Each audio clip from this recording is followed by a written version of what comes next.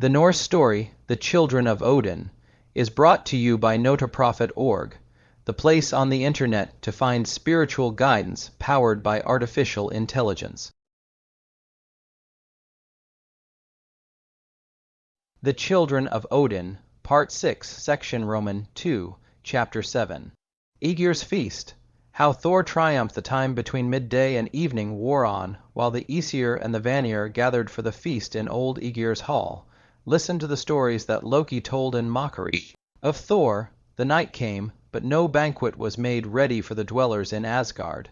They called to Aegir's 2 underservants, Fimafinger and Elder, and they bade them bring them a supper. Slight was what they got, but they went to bed saying, "Great must be the preparations that old Aegir is making to feast us tomorrow." The morrow came, and the midday of the morrow, and still the dwellers in Asgard saw no preparations being made for the banquet. Then Frey rose up and went to seek old Aegir, the giant king of the sea.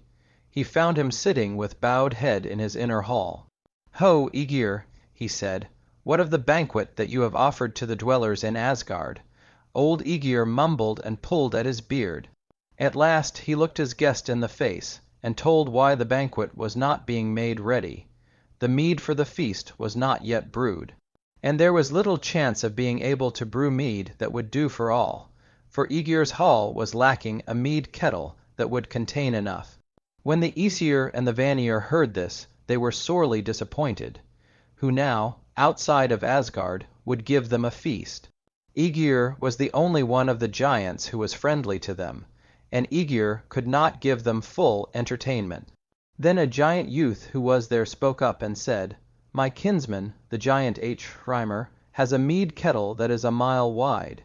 If we could bring Hrymer's kettle here, what a feast we might have." "One of us can go for that kettle," Frey said. "Ah, but Hrymer's dwelling is beyond the deepest forest and behind the highest mountain." The giant youth said, "And Hrymer himself is a rough and a churlish one to call on." "Still, one of us should go," Frey said.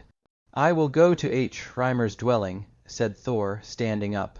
"I will go to Hrymer's dwelling and get the mile-wide kettle from him by force or cunning." He had been sitting subdued under the mocking tales that Loki told of him, and he was pleased with this chance to make his prowess plain to the Aesir and the Vanir. He buckled on the belt that doubled his strength. He drew on the iron gloves that enabled him to grasp Mjolnir. He took his hammer in his hands, and he signed to the giant youth to come with him and be his guide. The Aesir and the Vanir applauded Thor as he stepped out of old Aegir's hall, but Loki, mischievous Loki, threw a jibe after him. "Do not let the hammer out of your hands this time, bride of Thrym," he shouted. Thor, with the giant youth to guide him, went through the deepest forest and over the highest mountain. He came at last to the giant's dwelling. On a hillock before Hrymer's house was a dreadful warden. A giant crone she was, with heads many growing out of her shoulders. She was squatting down on her ankles, and her heads, growing in bunches, were looking in different directions. As Thor and the giant youth came near, screams and yelps came from all her heads. Thor grasped his hammer and would have flung it at her if a giant woman, making a sign of peace, had not come to the door of the dwelling. The youthful giant who was with Thor greeted her as his mother. "Son, come within," said she, "and you may bring your fellow farer with you." The giant crone she was Hrymer's grandmother, kept up her screaming and yelping, but Thor went past her and into the giant's dwelling. When she saw that it was one of the dwellers in Asgard who had come with her son, the giant woman grew fearful for them both. "Hrymer," she said, "will be in a rage to find one of the Aesir under his roof. He will strive to slay you. It is not likely he will succeed." Thor said, grasping Mjolnir, the hammer that all the giant race knew of and dreaded. "Hide from him," said the giant woman. "He may injure my son in his rage to find you here." "I am not wont to hide from the giants," Thor said. "Hide only for a little while. Hide until Hrymer has eaten," the giant woman pleaded. "He comes back from the chase in a stormy temper. After he has eaten, he is easier to deal with. Hide until he has finished supper." Thor at last agreed to do this. He and the giant youth hid behind a pillar in the hall. They were barely hidden when they heard the clatter of the giant's steps as he came through the courtyard. He came to the door. His beard was like a frozen forest around his mouth, and he dragged along with him a wild bull that he had captured in the chase. So proud was he of his capture that he dragged it into the hall. "I have taken alive," he shouted, "the bull with the mightiest head and horns. Heaven-breaking this bull is called. No giant but me could capture it." He tied the bull to the post of the door, and then his eyes went toward the pillar behind which Thor and the giant youth were hiding. The pillar split up its whole length at that look from Hrymer's eyes. He came nearer. The pillar of stone broke across. It fell with the crossbeam it supported, and all the kettles and cauldrons that were hanging on the beam came down with a terrible rattle. Then Thor stepped out and faced the wrathful giant. "It is I who am here, friend Hrymer," he said, his hands resting on his hammer. Then Hrymer, who knew Thor and knew the force of Thor's hammer, drew back. "Now that you are in my house, Asath Thor," he said, "I will not quarrel with you. Make supper ready for Asath Thor and your son and myself," said he to the giant woman. A plentiful supper was spread, and Hrymer and Thor and the giant youth sat down to 3 whole roast oxen. Thor ate the whole of 1 ox. Hrymer, who had eaten nearly 2 himself, leaving only small cuts for his wife and his youthful kinsman, grumbled at Thor's appetite. "You'll clear my fields, Asath Thor," he said, "if you stay long with me." "Do not grumble, Hrymer," Thor said. "Tomorrow I'll go fishing, and I'll bring you back the weight of what I ate." "Then instead of hunting I'll go fishing with you tomorrow, Asath Thor," said Hrymer. "And don't be frightened if I take you out on a rough sea." Hrymer was first out of bed the next morning. He came with the pole and the ropes in his hand to where Thor was sleeping. "Time to start earning your meal, Asath Thor," said he. Thor got out of bed, and when they were both in the courtyard the giant said, "You'll have to provide a bait for yourself. Mind that you take a bait large enough. It is not where the little fishes are the place where I'm going to take you. If you never saw monsters before you'll see them now. I'm glad, Asath Thor, that you spoke of going fishing. Will this bait be big enough?" said Thor, laying his hands on the horns of the bull that Hrymer had captured and brought home, the bull with the mighty head of horns that was called Heaven-breaking. "Will this bait be big enough, do you think?" "Yes, if you're big enough to handle it," said the giant. Thor said nothing, but he struck the bull full in the middle of the forehead with his fist. The great creature fell down dead. Thor then twisted the bull's head off. "I have my bait, and I'm ready to go with you, Hrymer," he said. Hrymer had turned away to hide the rage he was in at seeing Thor do such a feat. He walked down to the boat without speaking.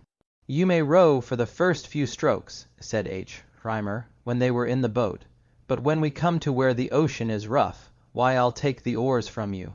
Without saying a word, Thor made a few strokes that took the boat out into the middle of the ocean.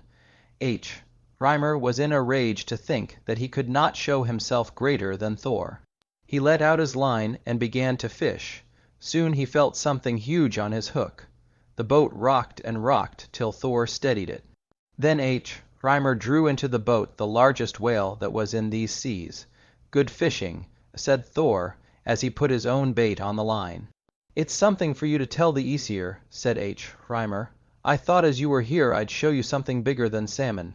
Fishing." "I'll try my luck now," said Thor. He threw out a line that had at the end of it the mighty horned head of the great bull. Down, down the head went. It passed where the whales swim, and the whales were afraid to gulp at the mighty horns. Down, down it went, till it came near where the monster serpent that coils itself round the world abides. It reared its head up from its serpent coils as Thor's bait came down through the depths of the ocean. It gulped at the head and drew it into its gullet. There the great hook stuck. Terribly surprised was I the serpent monster. It lashed the ocean into a fury, but still the hook stayed. Then it strove to draw down to the depths of the ocean the boat of those who had hooked it. Thor put his legs across the boat and stretched them till they touched the bottom bed of the ocean. on the bottom bed of the ocean. Thor stood, and he pulled on his line. The serpent monster lashed the ocean into fiercer and fiercer storms, and all the world's ships were hurled against each other, and wrecked and tossed, but it had to loosen coil after coil of the coils it makes around the world. Thor pulled and pulled. Then the terrible head of the serpent monster appeared above the waters. It reared over the boat that Hrymer sat in and that Thor straddled across. Thor dropped the line and took up Mjolnir, his mighty hammer. He raised it to strike the head of the serpent monster, whose coils go round the world, but Hrymer would not have that happen.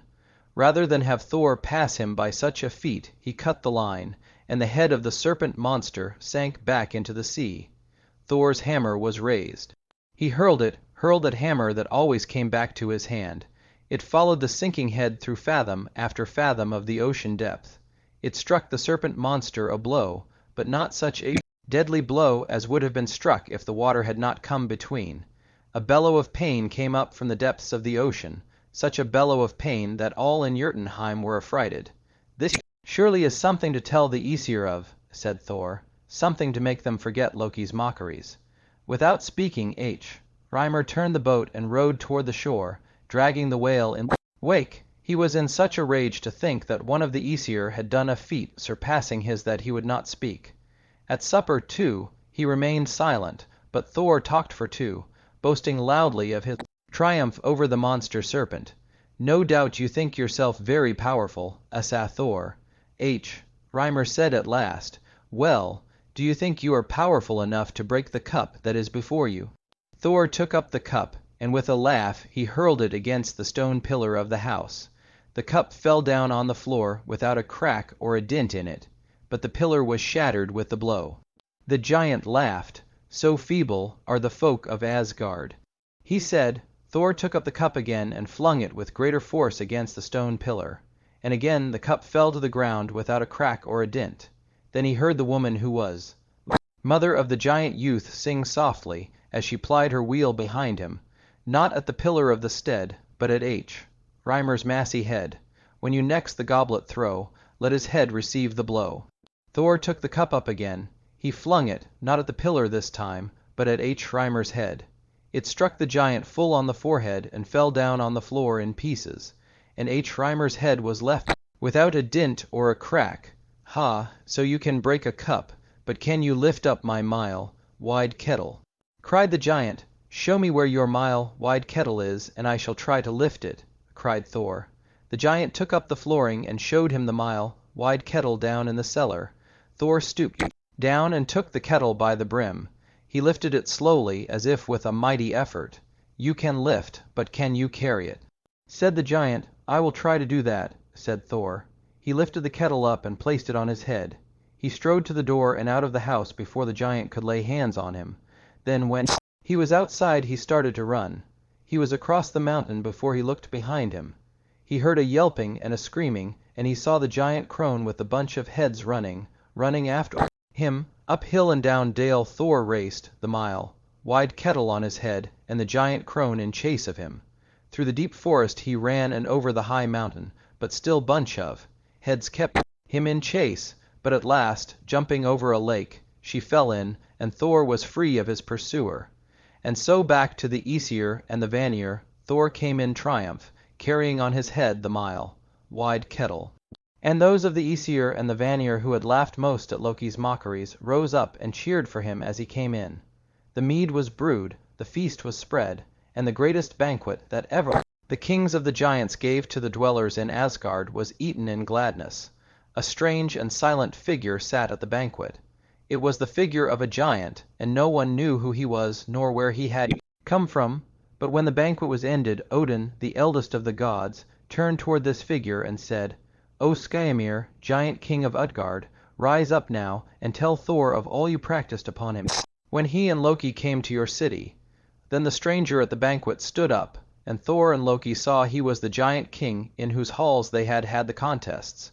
Skyrmir turned toward them and said, "O Thor and O Loki, I will reveal to you now the deceits I practiced on you both. It was I whom ye met on the moorland on the day before ye came into Utgard. I gave you my name as Skyrmir, and I did all I might do to prevent your entering our city, for the giants dreaded a contest of strength with Thor. Now hear me, O Thor. The wallet I gave for you to take provisions out of was tied with magic knots. No one could undo them by strength or cleverness, and while you were striving to undo them, I placed a mountain of rock between myself and you. The hammer blows, which as you thought struck me, struck the mountain and made great clefts and gaps in it. When I knew the strength of your tremendous blows, I was more and more in dread of your coming into our city. I saw you would have to be deceived by magic. Your lad Thialfi was the one whom I first deceived, for it was not a giant youth who raced against him, but thought itself, and even you, O Loki, I deceived, for when you tried to make yourself out the greatest of eaters, I pitted against you, not a giant, but fire that devours everything. You, Thor, were deceived in all the contests.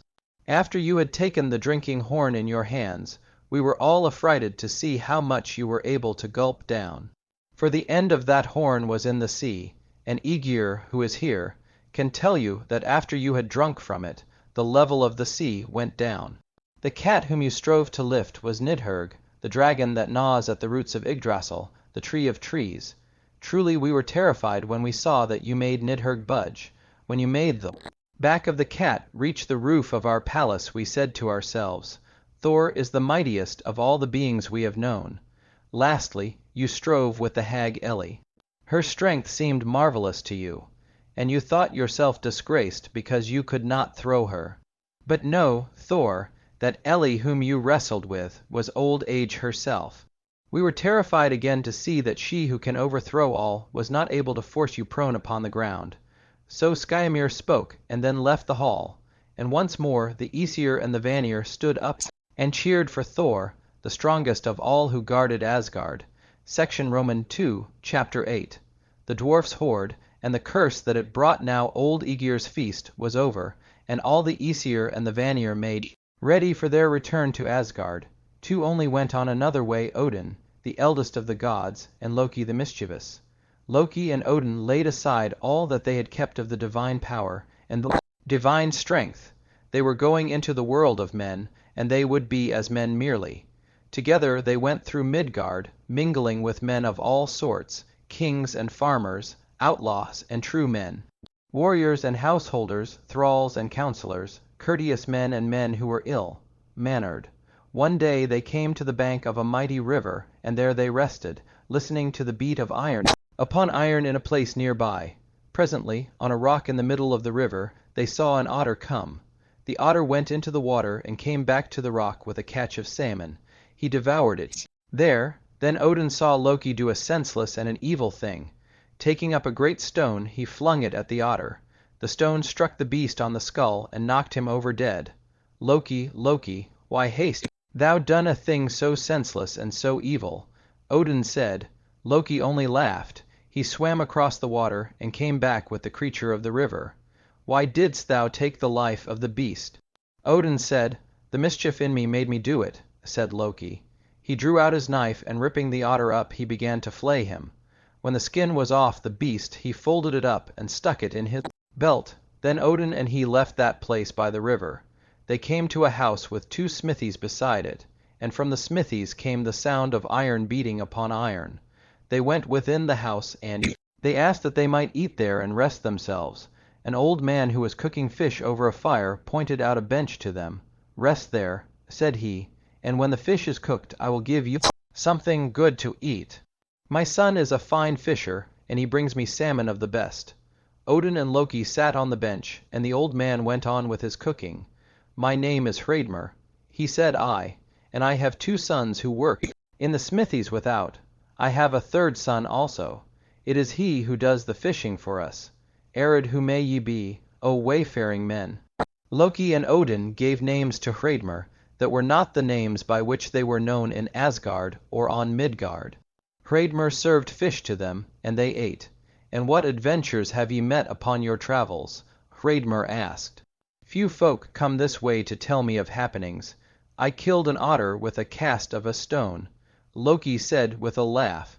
You killed an otter? Hrymer cried. Where did you kill one? Where I killed him is of no import to you, old man, said Loki.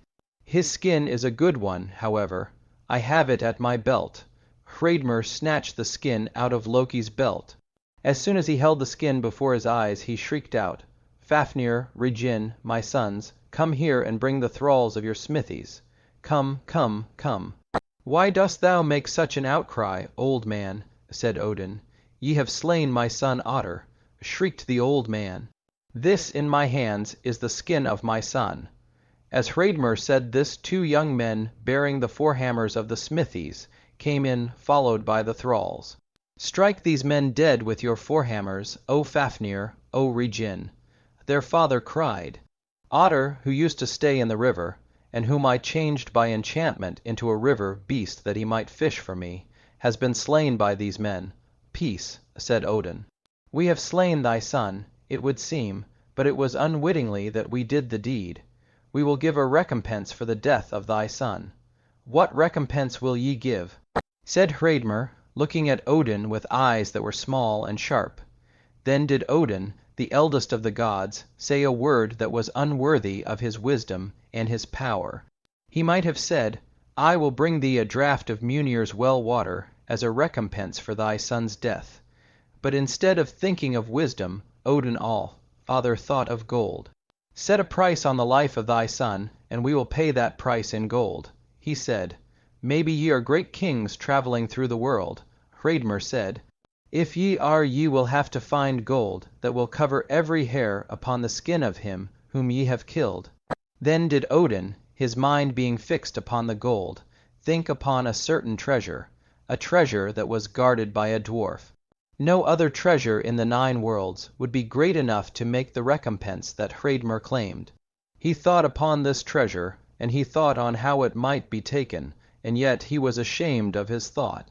Dost thou, Loki, know of Andvari's hoard? He said. I know of it, said Loki sharply, and I know where it is hidden. Wilt thou, Odin, win leave for me to fetch Andvari's hoard? Odin spoke to Hrymer. I will stay with thee as a hostage. He said, If thou wilt let this one go to fetch a treasure that will cover the otter's skin hair by hair, I will let this be done, said old Hrymer with the sharp and cunning eyes. Go now, 11, said he to Loki. Then Loki went from the house. Andvari was a dwarf who in the early days had gained for himself the greatest treasure in the 9 worlds. So that he might guard this treasure unceasingly, he changed himself into a fish into a pike, and he swam in the water before the cave where the hoard was hidden. All in Asgard knew of the dwarf and of the hoard he guarded, and there was a thought amongst all that this hoard was not to be meddled with, and that some evil was joined to it. But now Odin had given the word that it was to be taken from the dwarf. Loki set out for Andvari's cave rejoicingly. He came to the pool before the cave, and he watched for a sight of Andvari. Soon he saw the pike swimming cautiously before the cave. He would have to catch the pike and hold him till the treasure was given for ransom. As he watched, the pike became aware of him. Suddenly he flung himself forward in the water and went with speed down the stream. Not with his hand, and not with any hook and line could Loki catch that pike. How, then, could he take him? Only with a net that was woven by magic. Then Loki thought of where he might get such a net. Ran, the wife of old Aegir, the giant king of the sea, had a net that was woven by magic. In it she took all that was wrecked on the sea. Loki thought of Ran's net, and he turned and went back to Aegir's hall to ask for the queen, but Ran was seldom in her husband's dwelling. She was now down by the rocks of the sea. He found Ran, the cold queen, standing in the flow of the sea, drawing out of the depths with net that she held in her hands every piece of treasure that was washed that way. She had made a heap of the things she had drawn out of the sea, corals and amber, and bits of gold and silver, but still she was plying her net greedily. Thou knowst me, Aegir's wife, said Loki to her. I know thee, Loki, said Queen Ran. Lend me thy net, said Loki. That I will not do, said Queen Ran. Lend me thy net that I may catch, and Vari the dwarf, who boasts that he has a greater treasure than ever thou wilt take out of the sea, said Loki. The cold queen of the sea ceased plying her net. She looked at Loki steadily. Yes, if he were going to catch and Vari, she would lend her net to him. She hated all the dwarfs because this one and that one had told her they had greater treasures than ever she would be mistress of. but especially she hated Vari, the dwarf who had the greatest treasure in the 9 worlds. "There is nothing more to gather here," she said, "and if thou wilt swear to bring me back my net by tomorrow, I shall lend it to you." "I swear by the sparks of Muspel, Hym, that I will bring thy net back to thee by tomorrow, O Queen of Aegir," Loki cried, then Ran put into his hands the magic net. Back then he went to where the dwarf, transformed, was guarding his wondrous hoard. Dark was the pool in which Vari floated as a pike. Dark it was, but to him it was all golden with the light of his wondrous treasure. For the sake of this hoard he had given up his companionship with the dwarfs and his delight in making and shaping the things of their workmanship. For the sake of his hoard he had taken on himself the dumbness and deafness of a fish. Now as he swam about before the cave he was aware again of a shadow above him. He slipped toward the shadow of bank. Then as he turned round he saw a net sweeping toward him. He sank down in the water, but the magic net had spread out and he sank into its meshes. Suddenly he was out of the water and was left gasping on the bank. He would have died had he not undone his transformation.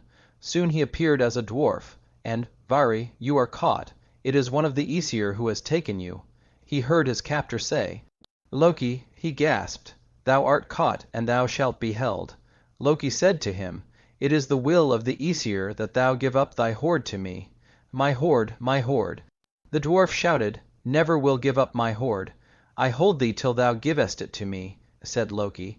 "Unjust, unjust," shouted Vari. "It is only thou, Loki, who art unjust. I will go to the throne of Odin, and I will have Odin punish thee for striving to rob me of my treasure." "Odin has sent me to fetch thy hoard to him," said Loki.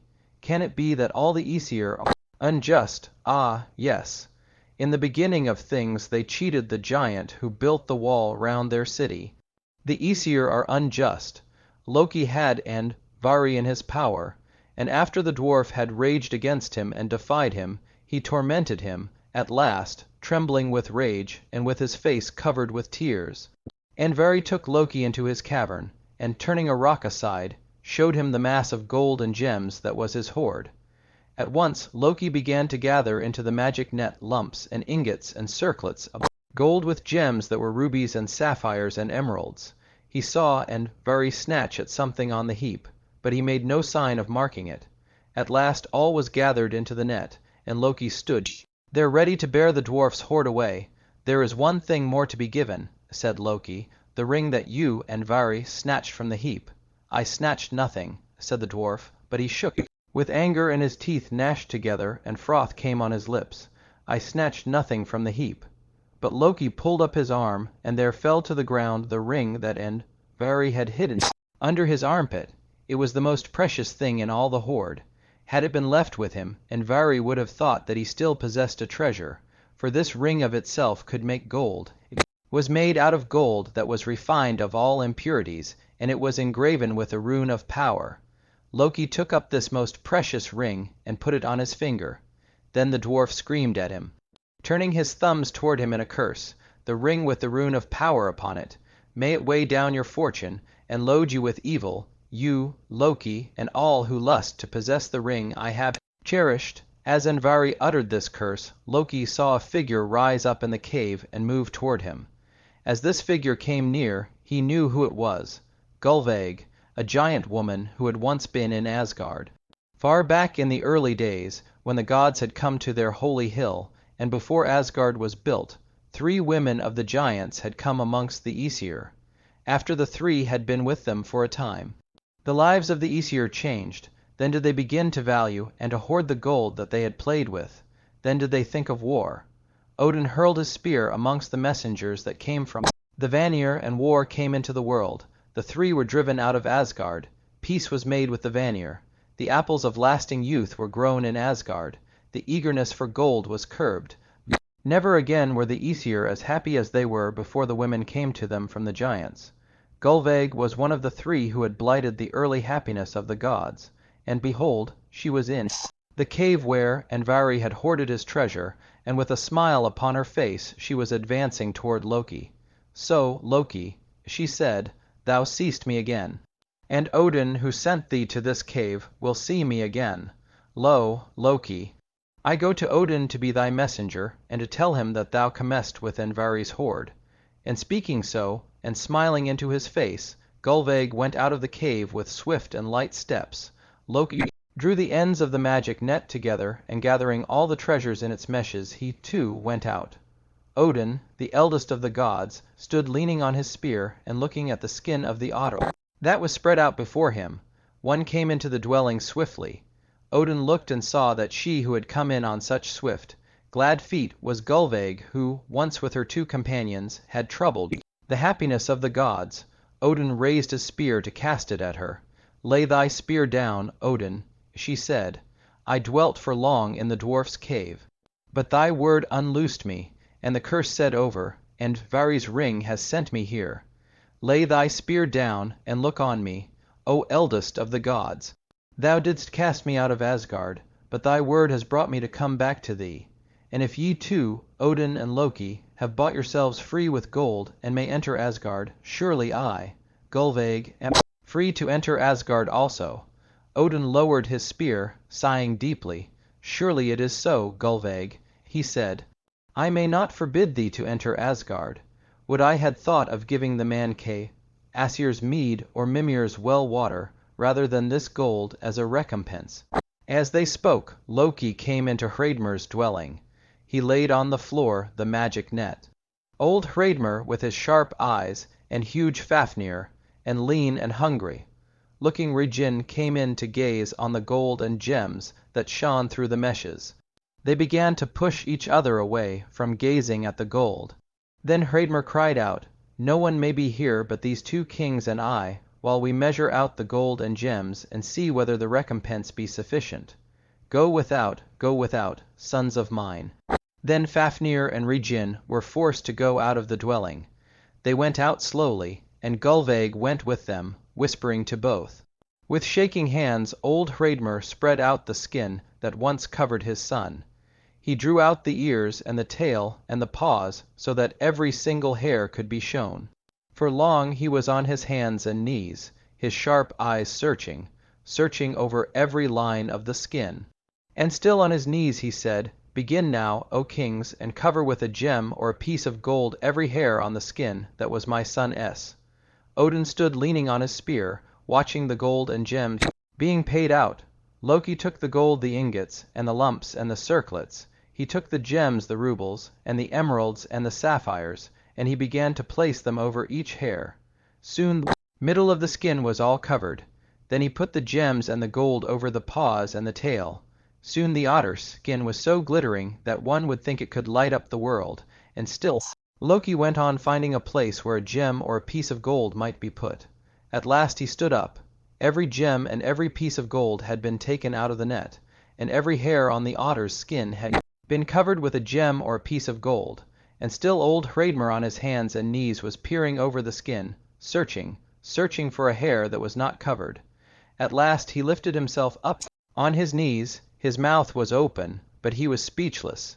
He touched Odin on the knees, and when Odin bent down, he showed him a hair upon the lip that was left uncovered. "What meanest thou?" Loki cried, turning upon the crouching man. "Your ransom is not paid yet. Look, here is still a hair uncovered. You may not go until every hair is covered with gold or a gem." "Peace, old man," said Loki roughly. "All the dwarf's hoard has been given thee. Ye may not go until every hair has been covered." Hrymer said again, "There is no more gold or gems." Loki answered, "Then ye may not go." Cried Hrymer, springing up. It was true. Odin and Loki might not leave that dwelling until the recompense they had agreed to was paid in full. Where now would the Aesir go for gold? And then Odin saw the gleam of gold on Loki's finger. It was the ring he had forced from Andvari. "Thy fingering," said Odin, "put thy fingering over the hair on the otter's skin." Loki took off the ring that was engraved with the rune of power, and he put it on the lip, hair of the otter's skin. Then Hrymer clapped his hands and screamed aloud. Huge Fafnir and lean and hungry looking Regin came within, and Gulveig came behind them. They stood around the skin of the son and the brother that was all glittering with gold and gems, but they looked at each other more than they looked on the glittering mass. And very deadly were the looks that Fafnir and Regin cast upon their father and cast upon each other. Over Bifrost, the Rainbow Bridge, went all of the Aesir and the Vanir that had been at old Aegir's feast, Frey and Freya, Frigga, Aegina, and Sif. Tyr with his sword and Thor in his chariot drawn by the goats. Loki came behind them, and behind them all came Odin, the father of the gods. He went slowly with his head bent, for he knew that an unwelcome one was following Gulveig, who once had been cast out of Asgard, and whose return now the gods might not gainsay.